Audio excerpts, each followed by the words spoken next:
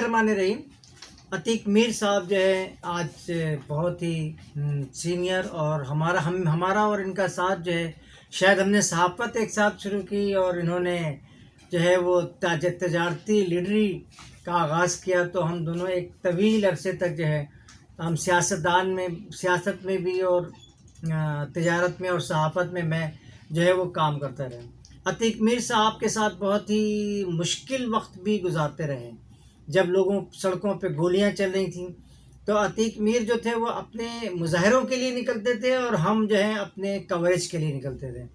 और ये ऐसा दिन था मीर साहब के माशाल्लाह हम लोग हमें समझाते रहते थे, भाई ज़रा दूर ही रहो, हाँ कोई गोली आपको भी निकल लेगी। बेशक काश साहब, आपने जिस दौर में सहाफ़त की और आज भी आप जिन हालात पे इन ज़िम्मेदारियों से मुंसलिक हैं, मुझे अच्छी तरह याद है कि बहुत कम सहाफ़ियों को इस तरह की प्रैक्टिस करने का मौका मिला हो। यकीनन ये बड़ी जुर्रत की बात थी। ये आप जैसे सहाफ़ियों की बुर्दबारी थी, हिम्मत थी, हौसला था कि उन हालात में कलम में कहीं पर भी आपके कोई लर्जिश पैदा नहीं हुई। मीर साहब ये बताएं कि इस वक्त जो सूरत हाल एक तकरीबन 5-6 महीने से बहुत ज़्यादा स्ट्रीम के ऊपर जैसे कहते हैं वो चली गई, तो इसमें जो है हमारी तजारती सनती और हमारे जो माहौल है तजारत का और सनत का और रोज़गार का और गुर्बत के ख़ात्मे का जो हम ऐलान सुनते रहते हैं, इस सिलसिले में आप ज़रा कुछ वजाहत करें कि क्या हालात हैं और ये कैसे सही होंगे। देखिए, हालात बतदरीज जिस नहीज पर आज पहुँचे हैं, और ये 2-4 दिनों की बात नहीं है। मैं समझता हूँ गुज़श्ता कई दहाइयों से हमारी सियासत, हमारी मैशत, हमारी तिजारत, हमारी सरमायाकारी वो दुरुस्त समत में गामज़न ना हो सकी। ज़्यादातर प्रैक्टिसेस होती रही। हमारा सबसे बड़ा जो मैं ख़ास तौर पे माशी सूरत हाल के बारे में कहूँगा कि मुकामी मैशतदान तो जानते हैं कि कौन सा नुस्खा ऐसा है कि जो मुल्क को माशी सूरत हाल में बेहतरी की तरफ ले जा सकता है। लेकिन IMF, मैं हमेशा एक बात कहता हूँ कि जो लोग भी सूदी कर्ज़ों में कभी भी आए हैं उनको अंदाज़ा है कि बैंकों का रवैया क्या होता है। वो जानते हैं कि सूद खोर इदारे क्या सलूक करते हैं। तो इस तरह पाकिस्तान कई दहाइयों से सूद खोर मालियाती इदारों के चुंगल में है, आज भी है। ये सबब है कि हम अपनी पॉलिसियाँ, अपने मैशतदानों की सलाहियतों से फ़ायदा नहीं उठा सके। जो हुक्म होता है वो पॉलिसी बनती है और वो हमारी मुकामी हालात को इससे मुताबिकत नहीं रखती। मैं साहब ये बताएं कि आपने भी एक अरसे तक ये देखा कि इस वक्त जो IMF की कंडीशंस आई है, तो आपने इससे पहले भी कभी देखा कि ऐसी कंडीशंस भी आई है जो इतनी मुश्किल दौर से जो है हमारा मुल्क गुजर रहा हो। देखिए, ये मरहले हैं। एक कोई भी आप बुराई करें, गुनाह करें, अल्लाह के अहकामात की खिलाफ वर्जी करें, जैसे कि सूद, हम जो सूद के अमल में हैं, सूदी निज़ाम मईशत है, ये अल्लाह और उसके नबी की जानिब से ख़ास तौर पर मईशत में सबसे इम्पोर्टेंट चीज़ है। बेशक ये जब से सूद का मामला हमारी मईशत में आया है, कर्ज़ों में आया है, तो हम, क्योंकि अल्लाह पाक ने सूद खोर के दिल को पत्थर की तरह सख्त कर दिया है, उसके दिल में रहम नहीं है। आप बैंक से लोन लें, वो भी देखें क्या सलूक करते हैं आपके साथ। इस IMF जो हमारे साथ सलूक कर रहा है वो वक्त के साथ साथ वो सख्त से सख्तर होता चला जा रहा है। उसके लिए हमारे बाज़ हुक्मरान तो हुकूमतें तक छोड़ देते हैं, लेकिन वो इस पर आमादा नहीं होते कि ये एक संगीन, एक सफाकियत पर मबनी ये अहकामात हैं IMF के। लेकिन जो ऐसा कर गुजरते हैं उनकी हुकूमतें भी चलती रहती हैं, वो IMF की नज़र में सुरखरू भी हो जाते हैं। मैं साहब ये बताएं कि जो इस वक्त जो हमारा जो रवां साल का जो बजट आया और उसके बाद जो छोटे ताजरों पे जो उनके, पहली तो बात है कि उनके मसाइल क्या हैं, और उसके बाद ये कि अब उन मसाइल के हल के लिए क्या तदारुक किया जा रहा है, और तीसरी बात ये पूछनी थी कि जो ये बिजली और गैस के रेट्स बढ़े हैं, इसकी वजह से जो छोटे ताजरों का जो कारोबार बंद होना शुरू हुआ है, इस पर आपकी क्या राय है? देखिए, कोरोना के बाद से हकीकत में मुल्क संभल नहीं पाया। मुश्किलें बहुत ज़्यादा हमारी तरफ आईं, बारिशें हुई, बहुत कुछ तबाह हुआ, اب بھی اس کے متاثرین آپ دیکھ سکتے ہیں. اسی طریقے سے یہ رجیم چینج ہوا، نئی حکومت آئی، اس نے ایسے فیصلے کیے جس طرح اب آپ نے فرمایا کہ بجلی مہنگی ہو گئی، پیٹرول مہنگا ہو گیا، اب سب کچھ مہنگا ہو گیا. ایک غریب آدمی سوچتا ہے میں کیا پکاؤں، میں اپنے بچوں کو کیا کھلاؤں. وہ سبزی تو الگ ہے، سبزی میں ڈالنے والے جو مثال کے طور ٹماٹر، ادرک، ٹماٹر لہسن، وہ یہ دیگر آئٹم جو سبزی سے زیادہ مہنگے ہیں. یہ تو بڑی مشکل میں پیاز زندگی لوگوں کی گزر رہی ہے. تو ایسے میں میں یہ سمجھتا ہوں کہ عام بندے کے جو حالات ہیں اس قدر کٹھن ہیں کہ اس سے مشکل وقت میں نے اپنی زندگی میں پاکستان میں، پاکستان کی معیشت میں، پاکستان کی تجارت میں اور پاکستان کے حالات میں اس سے مشکل وقت میں نے نہیں دیکھا. میں یہ سمجھتا ہوں کہ اس میں کسی کو کیا الزام دیں، شاید ہم خود بھی اپنی بدعمالیوں اور بد کرداری کے سبب اللہ کی نگاہ میں یقیناً ہم لائق عذاب ہیں. اور یہ جو کچھ بھی ہے یہ سزا کا عمل ہے. یہ قطعاً اس کو کوئی کہے کہ یہ اللہ کی آزمائش ہم سرگور ہو جائیں گے، تو یہ تو جب ہے کہ ہم نے اپنی خرابیاں چھوڑ دی ہوں، ہم درست سمت میں گامزن ہوں، ہم نے کردار بہتر کر لیا ہو. لیکن ایسا نہیں ہے. ہر شعبے میں دیکھیں کوئی ایسا ادارہ نہیں ہے جہاں کوئی خرابیاں نہ ہو، جہاں کرپشن نہ ہو، جہاں لوٹ مار نہ ہو، جہاں ظلم نہ ہو، جہاں زیادتی نہ ہو. تو کیسے اللہ کیسے رحم کرے گا؟ یہی سبب ہے میں اس کو اب بالکل ایک نئی صورت میں دیکھتا ہوں، نئی شکل میں دیکھ رہا ہوں. یہ معاشی پالیسیاں اب شاید اس کو بہتر نہ کر سکیں. اس کے لیے جو نسخہ جات ہیں وہ یہ ہیں کہ پہلی جو ہماری ترجیح ہے وہ IMF کے سودی قرضوں سے نجات ہے. اس کے بعد ہی ہم 90% مشکلات سے میں سمجھتا ہوں کہ باہر آ جائیں گے. میرے صاحب یہ بتائیں کہ اس وقت جو مارکیٹس کی جو صورتحال ہے وہ کیا ہے؟ مطلب وہاں پہ انفراسٹرکچر کی صورتحال کیا ہے، یا جو آپ لوگ اتنا ٹیکس دیتے ہیں تو آپ کیا سمجھتے ہیں کہ اس ٹیکس سے کوئی فائدہ ہو رہا ہے آپ کا ٹیکس دینے سے، یا آپ بہت عاجز آ گئے ہیں ان ٹیکسوں کو دے دے؟ خیر صاحب، ایک افسوسناک بات تو یہ ہے کہ ہر ٹیکس کا ایک بینیفٹ ہوتا ہے، اس کے پیچھے ایک مقصد ہوتا ہے. یہ ٹیکس ان سہولتوں کی فراہمی کے لیے بنا ہے، یہ لاگو کیا گیا ہے. کوئی ایک ٹیکس مجھے بتا دیں. میں نے یہ سوال ان ریونیو کے اداروں سے بھی کیا کہ مجھے بتائیے کہ اس ٹیکس کا بینیفٹ ہمیں کیا ہے. انہوں نے کہا نہیں، کوئی بینیفٹ نہیں ہے. یہاں تک کہ آپ نے بھی بلدیاتی بہت سارے ٹیکسیز ہیں جس میں سڑکوں کی تعمیر ہے، اسٹریٹ لائٹس ہیں، اس طرح پولیس کے نظام کو بہتر کرنا ہے، ٹریفک کے نظام کی بہتری ہے. لیکن سب کا ایک جواب تھا کہ ویر صاحب یہ صرف ہم تنخواہوں کے لیے لے رہے ہیں، باقی ہم آپ کو کچھ نہیں دے پا رہے ہیں. تو پھر میں نے کہا بھی ٹیکس کا جواز کیا رہ جاتا ہے؟ تو اگر دیکھیں تو ہم جتنے بھی ٹیکس دے رہے ہیں یہ بالکل ایسے ہی ہے جیسے ہم کسی ہوٹل میں گئے، بیٹھے، ہم نے کچھ نہیں کھایا پیا لیکن ہم نے کھانے کا بل دیا اور باہر آ گئے. تو اس طرح یہی وجہ ہے کہ ٹیکسیشن، ٹیکس کلچر کو جو ضرب لگی ہے، جو چوٹ پڑی ہے، اس کی وجہ یہی ہے. لوگ ٹیکس دینے سے کیوں گریز کرتے ہیں؟ کہ اس کا کوئی بینیفٹ نہیں ہے. دیگر یہ کہ کاروبار صرف ٹیکس دینے کے لیے نہیں ہے. وہ کمائے گا تو ٹیکس دے گا، اور اسے کوئی ٹیکس دینے والے کاروبار کو اور نہ ٹیکس دینے والے جو لوگ ہیں اس میں کوئی تفریق نہیں ہے. سب ایک ہی جگہ، جو دے اس کا بھی بھلا، جو نہ دے اس کا بھی بھلا. تو یہ اس طریقے سے آپ دیکھیں کہ یہ گھٹ رہا ہے. یہ جو ٹیکس دینے والوں کی جو تعداد ہے وہ اس قدر کم ہو چکی ہے کہ اب بنانا پڑتا ہے، سمجھانا پڑتا ہے. جبر کر کے بھی دیکھ لیا اداروں نے، لیکن لوگ ٹیکس کی طرف نہیں آتے. تو اس میں آپ کس کو قصوروار سمجھتے ہیں؟ ٹیکس لینے والوں کو یا حکومت کو؟ یا حکومتی ادارے جو ہیں وہ اس قابل نہیں رہ گئے ہیں کہ وہ لوگوں سے، عام لوگوں سے ٹیکس وصول کر سکیں؟ دیکھیے، ٹیکس کی وصولی ایک بڑا ایک اس کا لیے مکمل طریقہ کار وضع کرنا پڑتا ہے. کوئی کہے کہ میں صرف ڈنڈے کے زور پہ ٹیکس لے لوں، ایسا نہیں ہے. ٹیکس کا ایک سسٹم بنانا پڑتا ہے.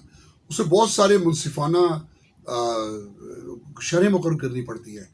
اب جیسے انکم ٹیکس کی شرح ہے، میں سمجھتا ہوں کہ لوگوں کی جو آمدنی ہے اگر اس میں چھوٹ کی حد دیکھیں تو ایک بہت ہی مختصر انہوں نے ایک اماؤنٹ رکھا ہے جو حقائق پر مبنی نہیں ہے. لوگوں کا جو کاروبار ہے اب وہ اس حد تک گر چکا کہ لوگ اپنے کاروباری اخراجات اپنے گھر کے اخراجات پورے نہیں کر پاتے ہیں. یہ سبب ہے کہ کوئی جبر کرے یا کوئی کتنی اچھی پالیسی بنائی جائے لوگ ٹیکس نہیں دیتے ہیں. میر صاحب آپ نے کہا کہ ٹیکس جو ہے وہ نہیں دیتے ہیں، تو اس میں اب جو زراعت کا جو شعبہ ہے جس پہ آپ لوگوں کا ہمیشہ یہ مطالبہ رہا ہے کہ ان سے بھی ٹیکس وصول کیا جائے، تو اس سے کو آخر ہماری حکومتیں اس کو کیوں چھوٹ دے رہی ہیں؟ یہی ابھی جو پیکیج آیا ہے وہ پورے کا پورا زراعت کا آنا بھی چاہیے تھا. خیر چلیں، ان کی ضروریات بھی تھیں، کھیت بھی سارے جو آپ کو پتہ ہے بہہ گئے. تو اس کی آپ بتائیں کہ جو وہاں سے جو ٹیکس نہیں آ رہا ہے، یا جو ہمارے جو لینڈ لارڈ بڑے بڑے پراڈوں میں یا پجیروں میں آپ کو گھومتے نظر آتے ہیں یا مجھے گھومتے نظر آتے ہیں، تو آپ اس میں کہاں دیکھتے ہیں کہ کیا کرنا چاہیے؟ دیکھیے، سرمایہ دار، جاگیردار، ایلیٹ کلاس، بدقسمتی ہے کہ ہماری اسمبلیوں میں زیادہ تعداد انہی لوگوں کی ہے. انہی لوگوں کی زیادہ تر یہ زراعت پیشہ لوگ ہیں یہ. اور جیسے یہ شوگر ملیں ہیں، آٹا ملیں ہیں، دیگر اس میں ایسے لوگ موجود ہیں جو اسمبلی میں بیٹھے ہیں، وہ قانون سازی اس طرح نہیں ہونے دیتے کہ اس طرف کوئی ٹیکس لیا جائے. یہ ایک ایسی تفریق ہے کہ ایک حالانکہ ہونا ہی چاہیے تھا کہ امیر آدمی زیادہ ٹیکس دے، اس ٹیکس سے غریب لوگوں کی پرورش ہو، غریب لوگوں کے مسائل حل ہوں. لیکن یہاں دیکھیں مڈل کلاس، یہ اسٹرکچر تو ہے ہی یہی. ہاں مڈل کلاس اور غریب طبقہ جو ہے وہ ٹیکس دیتا ہے، انڈائریکٹ دے یا ڈائریکٹ دے. تو وہ لوگ جو بھاری آمدنی جو جن کی ہے وہ اپنے حصے کا ٹیکس نہیں دیتے. یہ سبب ہے کہ آج دیکھیں کہ ٹیکس غیر منصفانہ ہے، متوازن نہیں ہے، بیلنس نہیں ہے. وہ لوگ ٹیکس دے رہے ہیں جن کو تو ٹیکس ان حالات میں معاف ہو جانا چاہیے، اور وہ لوگ ٹیکس دینے سے گریز کرتے ہیں. ہر طرح کی مراد انہیں حاصل ہے، ہر طرح کے فائدے وہ جو جنہیں ایلیٹ کلاس کہتے ہیں وہ راج کر رہے ہیں ملک میں. آپ دیکھیں کہ واضح طور پہ ایک تفریق ہو چکی ہے، دو طبقات آمنے سامنے ہیں. ایک وہ طبقہ جو مراد یافتہ ہے، وہ ملکی خزانے میں کوئی حصہ نہیں دیتا. ایک وہ جو غریب ہیں، متوسط ہیں، وہ ٹیکس دیتے ہیں خون پسینے کی کمائی، اور انہیں کوئی بھی سہولت حاصل نہیں ہے، چاہے وہ ٹیکس کی مد میں ہو یا اس کے علاوہ ہو. صحیح. تو میر صاحب اب یہ آپ بتائیں کہ ان حالات کو کس طرح تاجر برادری کس طرح سمجھتی ہے کہ اسے کنٹرول کیا جائے تاکہ ملک جو ہے وہ معاشی طور پہ بھی ترقی کرے، اور عسکری طور پہ بھی بہت آج کل پتہ ہے کہ آپ کو جو ہماری فوج کے بارے میں اور ہمارے اداروں کے بارے میں ہر طرف سے ہی کچھ نہ کچھ آوازیں منڈلاتی نظر آتی ہیں. ابھی آپ نے فوج کا ذکر کیا، ایک بڑی تلخ حقیقت ہے. جس طرح جنرل حمید گل نے ایک بات کہی کہ پاکستان میں آرمی چیف اس وقت تک تقرر نہیں ہو سکتا جی جب تک امریکہ کی منظوری نہ ہو. یہ بڑی خطرناک بات ہے. یہ بھی حالیہ ریجیم چینج میں ہم نے دیکھا. اس تبدیلی سے یہ ہوا کہ جو امریکہ چاہے گا وہ جنرل کرے گا، جو جنرل کرے گا وہ پھر تمام اداروں کو ڈسٹرب کرے گا. میں کبھی بھی نہیں سمجھتا کہ فوج کے خلاف لوگوں کا دل برا ہو، اور فوج بری ہے. فوج تو 8-10 لاکھ کی ایک تعداد کہ وہ شیر جوان ہیں جو سرحدوں پہ ڈیوٹیز دے رہے ہیں، جو ہمارے امن کے لیے جاگتے ہیں، جو اس ملک کی سلامتی کے ذمہ دار ہیں. لیکن کچھ بڑوں کو جب دباؤ کے تحت جو اسی فوج سے منسلک ہیں ان سے کچھ ایسے کام لیے جائیں گے جن سے عوام مشکلات کا شکار ہو، تو پھر ہر آدمی کہتا ہے فوج نے یہ کر دیا، فوج نے وہ کر دیا، فوج نے مہنگائی کر دی، فوج نے فلاں کو چوروں کو مسلط کر دیا. یہ باتیں فوج کا نام لے کے یہ کی جاتی ہیں، جبکہ میں سمجھتا ہوں دنیا میں صرف 2 طاقتیں ہیں جو مملکتوں کی سلامتی کی ذمہ دار ہے، ایک عسکری اور ایک معاشی. اب یہاں ہمارے یہاں چونکہ معیشت تو ایک عرصے سے روبہ زوال ہے، اب فوج کو بھی غیر ملکی ایجنسیاں ہیں، غیر ملکی ادارے ہیں، ملک کے دشمن ہیں، وہ ناپسندیدہ بنا رہے ہیں اور متنازع بنا رہے ہیں. یہ ایک بہت میں سمجھتا ہوں کہ ہولناک خطرناک حملہ ہے. آپ دیکھیں ایک تاریخ گواہ ہے بغداد میں جب خلیفہ نے 3 لاکھ فوج یہ کہہ کر فارغ کر دی کہ ہمیں تو اب فوج کی ضرورت نہیں ہے کیونکہ ہمارا دشمن چنگیز خان تھا، وہ تو مر کھپ گیا. تو ہلاکو خان نے ایران سے حملہ کیا اور بغداد کو تباہ و برباد کر دیا جو اس وقت کی سپر پاور تھی. اسی طرح آپ دیکھیں معیشت جب زوال پذیر ہوئی رشیا کی تو 1998 میں رشیا دنیا کی سپر پاور تھا. اس سے بہتر عسکری طاقت دوسری نہیں تھی لیکن ٹکڑے ٹکڑے ہو گیا. تو یہ ان دو طاقتوں کو ہم نے بچانا ہے. ہم نے فوج کو متنازع نہیں ہونے دینا. فوج کے اندر بھی جو اعتدال پسند لوگ ہیں میں ان سے درخواست گزار ہوں کہ خدا را آپ آگے آئیے.